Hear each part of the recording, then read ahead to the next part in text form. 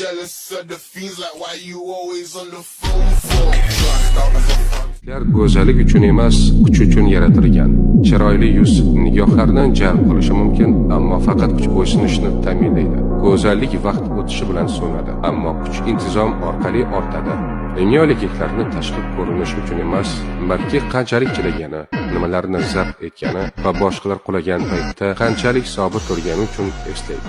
Zaif erkak qanchalik kelishgan bo'lmasin, singan bezak kabi chetga so'riladi.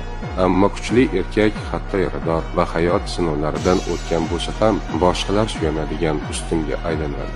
Tashqi ko'rinishning behuda ortidan quma, bu bolalar va yuzaki qadriyatlar uchun mos o'lchoq xolos. Erkakning qadr-qimmati uning qat'iyatida, tafakkurining o'tkirligida va irodasining qudratida o'lchanadi.